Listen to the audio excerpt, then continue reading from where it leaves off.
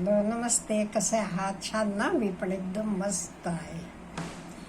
मी 2 दिवसापूर्वी एक व्हिडिओ बनवला होता, qualities of a good wife म्हणून, विथ व्हॅल्यूज. वाईफ कशी असावी. बऱ्या मुली मला विचारलं, madam qualities of a good husband हे पण एक व्हिडिओ बनवा. हो, मग काय, पार्शालिटी तर नाही करायची. मग मुलांना सांगितलं म्हणजे तुम्हाला पण सांगायला पाहिजे की. त्यामुळे आज मी हा व्हिडिओ स्पेशली तुमच्यासाठी बनवले.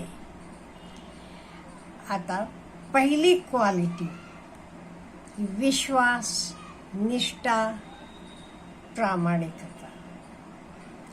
कोणाकोणाला निष्ठा असायला पाहिजे, कोणाशी प्रामाणिक असायला पाहिजे. हे बघा, आई वडील, बायको, मुलं. बाकी बाहेरचं नाही म्हणत मी. बाहेरचं कधी कधी आपल्याला टिट फॉर टॅट वागावं लागते. तुमच्याकडे किती पैसे आहेत म्हणून बाहेरच्या लोकांना तुम्ही सांगितलं की मला दे रे, मला हे आहे, अमुक तमुक, त्यामुळे बाकीच्यांचं बोलत नाही मी. इथे सांगते प्रामाणिक आणि निष्ठावान कोणाकोणाला असायला पाहिजे. चांगला तो नवरा, द बेस्ट हजबंड असायला पाहिजे. ते आई वडिलांना तो निष्ठावान असायला पाहिजे. बायको मुलांना पण प्रामाणिक आणि निष्ठावान असायला पाहिजे. विश्वासात घ्यायला पाहिजे. झाली पहिली क्वालिटी. दुसरी, प्रेम, काळजी घेणारा पाहिजे.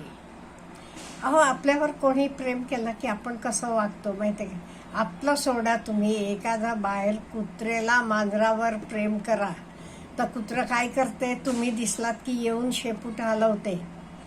तर अनोळखी कुत्रा करणार नाही का? हे कुत्रं तुम्हाला ओळखते, तुम्ही त्याच्यावर प्रेम करता म्हणून तर त्याचं प्रेम तुम्हाला दाखवते. त्यामुळे इवन ए गुड हजबंड त्यांना प्रेम करायला पाहिजे आपल्या फॅमिलीवर. फॅमिलीची काळजी घ्यायला पाहिजे. काळजी करायची नाही आहे, काळजी घ्यायची. हे झालं दुसरं. तिसरं आहे responsibility of the family.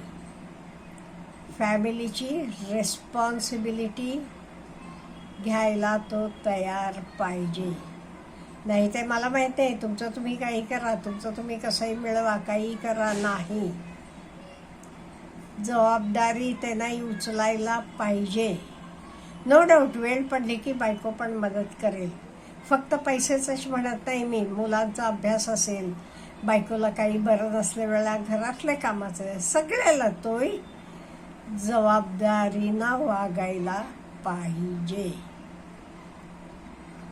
Self confidence असायला पाहिजे. का म्हणजे आपल्याकडे धैर्य, शक्ती हे महत्त्वाचं आहे. आपल्याकडे असलं तरच आपण बाकीच्यांना देऊ शकतो. आपल्या बायकोला असू देत, मुलांना असू देत, कोणालाही. त्यामुळे ही क्वालिटी पण पाहिजे. आणि एक तुम्ही लक्षात ठेवायला पाहिजे, as a man I am backbone of the family. मी फॅमिलीचे पाठीचा कणा आहे. का म्हणजे हे बघा, तुम्ही बघितलं का, पुरुष वेल नोन रेस्पेक्टेबल असला की त्याची बायको कशी असली तरी तिला रेस्पेक्ट मिळते. का? ती त्याची बायको म्हणून. तर नवरा व्यवस्थित वागत नसला, त्याला समाजात रेस्पेक्ट नसला, ते बायको किती गुणी, किती चांगली असली तरी तिला खरं पाहिजे तेवढा समाज तिला रेस्पेक्ट देत नाही. म्हणजे हे पुरुषाला कळायला पाहिजे, माझ्यावरनं माझे फॅमिलीला रेस्पेक्ट मिळते, आदर मिळतो, प्रेम मिळते, मग मी कसं वागायला पाहिजे हे कळायला पाहिजे. आणि हे बघा, तुम्ही किती बिझी असाल, किती मोठे असाल, तुम्ही फॅमिली बरोबर थोडा वेळ तर घालवायला पाहिजे. मुलांबरोबर, बायकोबरोबर, आई वडिलांशी.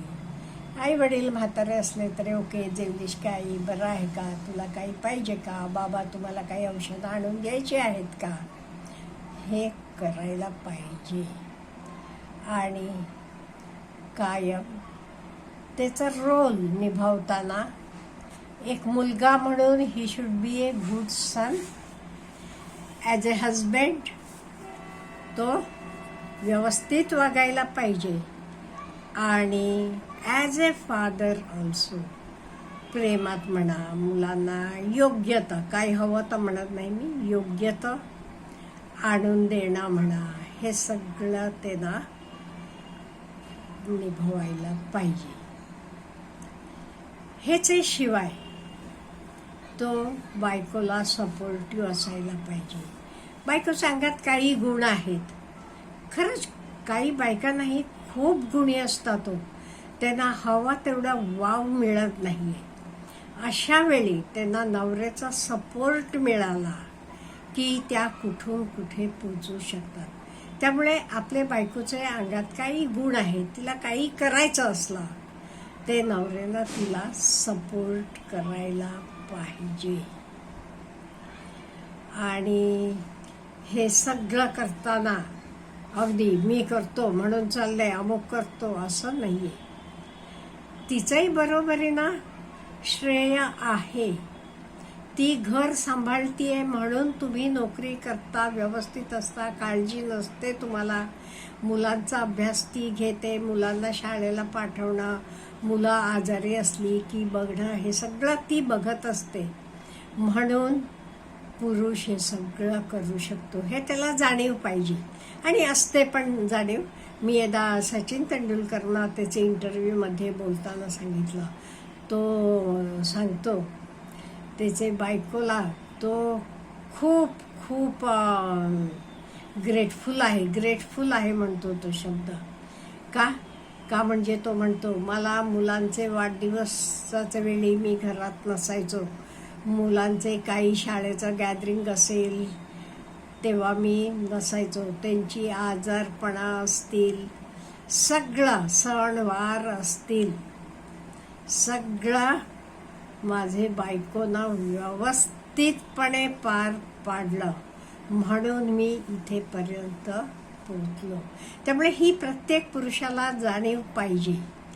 का म्हणजे मी इथेपर्यंत आहे, मी काही काळजीशिवाय व्यवस्थित करू शकतो सगळं. का घरात माझी बायको आहे, ती सगळं बघतीये. म्हणून पुरुषाला बायकोबद्दल पण हे पाहिजे. बायको म्हणजे काय, ती मोलकरीण नाहीये, ही जाणीव पाहिजे.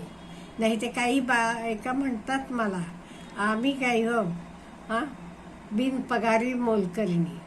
त्यामुळे ती बिनपगारी मोलकरीण नाहीये. त्यामुळे घरातले काही निर्णय घ्यायचे असले, मोठे निर्णय घ्यायचे असले तर बायकोचा पण निर्णय विचारायला पाहिजे, सगळे मिळून डिस्कस करायला पाहिजे. नो डाऊट तिला कळत नसलं की आगाऊपणा करायचं नाहीये, अहो मला माहीत नाही तुम्ही बघा काय, तर असं म्हणायला पाहिजे. पण तिला माहीत असलं, हल्ली मुली पण शिकलेल्या असतात, त्यांना पण माहीत असते. अशा वेळी तिचे निर्णयाला पण नवऱ्यानं मान द्यायला पाहिजे, विचारात घ्यायला पाहिजे. त्याच्याशिवाय ती आजारी वगैरे असली की तिची काळजी घ्यायला पाहिजे. काय तिला हवं नको बघणं. का म्हणजे ती आपल्यावर विश्वास ठेवून आलेली आहे आपल्या घरी. तिचं घरदार, आई वडील सगळं सोडून ती आपल्याकडे आलेली आहे, हा विचार असायला पाहिजे. आणि ही सगळी काळजी घेणारा नवरा बायकांना नक्की आवडतो. काळजी घेणं म्हणजे असं म्हणत नाही मी बायको काही म्हणाली तरी लगेच हो, पण योग्य असलं तर मान्य करायला पाहिजे. आणि बायकांना पण म्हणते मी, योग्य आहे तिथे हट्ट करायला पाहिजे, हवं तर मागून योग्य असलं तर. आणि योग्य असलं की तर करतात पण. माझं एक्झाम्पल सांगते मी तुम्हाला. हे खूप किती 42 वर्षापूर्वीचं. माझ्या मुलाचा जन्म आहे जूनचा, जून 20ला वाढदिवस असतो त्याचा. त्यामुळे नंतर काय व्हायचं, ते कपडे वाळले तरी गार असायचे आणि त्या काळी काही वॉशिंग मशीन वगैरे काही नव्हतं, मोलकरीण येऊन धुवून टाकायची. ते वाळलेले कपडे सुद्धा गार असायचे का, म्हणजे बाहेर पाऊस पडायचा म्हणताना. तेव्हा आमच्या घरात इस्त्री नव्हती. मग मी काय करायला लागले, मी गॅसवर परात ठेवायची आणि ते परातीत त्याला घालायचे कपडे ठेवून ते गरम करून घालायचे. आणि मी ह्यांना म्हटलं मला इस्त्री पाहिजे. माझ्या मुलाला आंघोळ करून कपडे घालताना ते मी इस्त्री फिरवून गरम गरम कपडे घालणार, म्हणजे त्याला कधी सर्दी खोकला काही होणार नाही. मला इस्त्री पाहिजे म्हणजे पाहिजे. हे आणून दिली इस्त्री मला. ते नंतरही शेवटपर्यंत म्हणायचे. कधी माझ्या बायकोनं माझ्याशी काही आणून द्या म्हणाली नाही. एकच इस्त्री ताई मुलासाठी तिनं मागितली होती आणि हेही पण लगेच आणून दिले. नंतर मी कायम त्याला लहान असताना इस्त्री करून कपडे घालायची. त्यामुळे 4-5 वर्षापर्यंत त्याला सर्दी खोकला काहीही झालं नाही. त्यामुळे योग्य तिथे तुम्ही हट्ट करायला पाहिजे. आणि बायकाही असे हट्ट केले योग्य असले तर ते नवऱ्यानं पण मान्य करायला पाहिजे. अच्छा, हॅव ए गुड डे.